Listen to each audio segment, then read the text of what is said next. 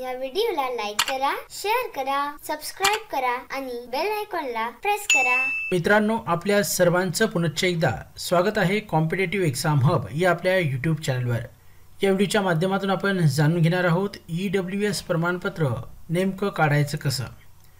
EWS म्हणजेच आर्थिक दृष्ट्या दुर्बल घटकांसाठी असलेलं हे प्रमाणपत्र आहे आणि या प्रमाणपत्राच्या बेसिसवर मित्रांनो तुम्ही या 10% आरक्षणाचा लाभ अवश्य घेऊ शकता। तर याकरता कोणती कागदपत्रे लागतात, प्रक्रिया काय आहे, कुठे अर्ज करावा लागतो, कोण पात्र आहे, या सर्व प्रश्नांची उत्तरं जाणून घ्यायची आहेत। मित्रांनो, काय आहे EWS 10% आरक्षणाची पात्रता निकष? अर्जदाराच्या कुटुंबाचे वडील, आई आणि 18 वर्षाच्या वरील मुलांचे यांचे सर्व स्त्रोतांमधून चे एकत्रित उत्पन्न हे 8 लाखापेक्षा कमी असणं गरजेचं आहे। यामुळे उत्पन्नाचा दाखला घेत असताना 8 लाखाच्या आतला आपला उत्पन्नाचा दाखला राहील याची आपण सर्वांनी खबरदारी घ्यायची आहे।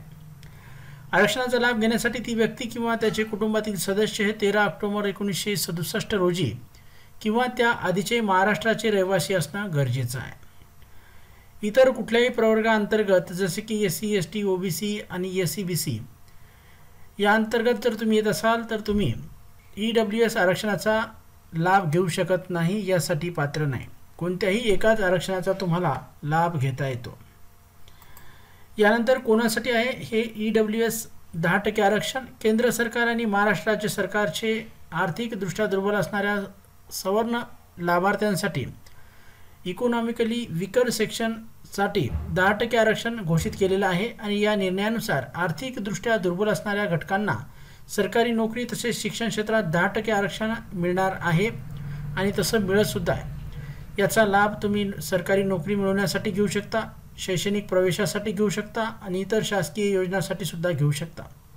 यामध्ये वय, परीक्षा शुल्क आणि त्याचबरोबर इतर ज्या काही सवलती ह्या SC ST OBC किंवा इतर प्रवर्गांना आहेत तशाच प्रकारच्या सवलती EWSच्या माध्यमातून आपल्याला सुद्धा मिळू शकतात, आपल्या पाल्यांना सुद्धा मिळू शकतात। त्यामुळे याचा आपण अवश्य लाभ घ्यायचा आहे। याची अट एकच आहे की तुम्ही आर्थिकदृष्ट्या दुर्बल असले पाहिजेत, तुमचं हे उत्पन्न 8 लाखापेक्षा कमी। तर यासाठी कोणती कागदपत्रे लागतात हे सुद्धा जाणून घेणं खूप गरजेचं आहे। मित्रांनो, याकरिता लाभार्थी आणि त्यांच्या वडिलांचं आधार कार्ड, लाभार्थी आणि त्यांच्या वडिलांची TC किंवा निर्गम उतारा, राशन कार्ड, रहिवासी प्रमाणपत्र, उत्पन्नाचा पुरावा, उत्पन्नाचा दाखला 7/12/8 फॉर्म नंबर 16 किंवा आयकर भरल्याचा पुरावा। तुम्ही जर IT रिटर्न भरत असाल तर त्यावर तुमचं उत्पन्न किती आहे वार्षिक ते तिथे येतं, त्यामुळे आयकर भरल्याचा पुरावा दिला तरी चालेल। अर्जदार किंवा त्याचे कुटुंबातील सदस्य हे 13 ऑक्टोबर 1967 रोजी किंवा त्या आधीचे महाराष्ट्राचे रहिवासी असल्याबाबतचा पुरावा म्हणजेच डोमेसियल सर्टिफिकेट। स्वघोषणापत्र आपल्याला द्यायचं आहे। विहित नमुन्यातील अर्ज आपल्याला फिलअप करायचा आहे। 3 पासपोर्ट फोटो त्याला लावायचे आहेत आणि जवळच्या सेतू सुविधा केंद्राला ते नेऊन द्यायचे आहेत। तिथे ऑनलाईन पद्धतीने आपण अप्लाय करायचं आहे किंवा CSC सेंटर जर आपल्या आजूबाजूला असेल तिथे सुद्धा आपण ऑनलाईन पद्धतीने अर्ज करू शकता किंवा तेथे त्यांच्याकडे आपला ॲप्लिकेशन फॉर्म आपण सबमिट करू शकता।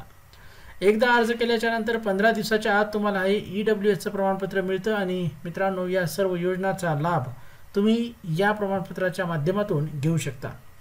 अशा प्रकारचं हे 10% आरक्षण राज्यामध्ये आहे, केंद्रामध्ये आहे आणि याचा लाभ आपण सर्वांनी घ्यायचा आहे। जास्तीत जास्त मित्रांपर्यंत ही माहिती शेअर करायची आहे। मित्रांनो, तुम्ही जर आपल्या चॅनलवर नवीन असाल तर चॅनलला सबस्क्राईब करण्यासाठी मात्र विसरायचं नाही आहे।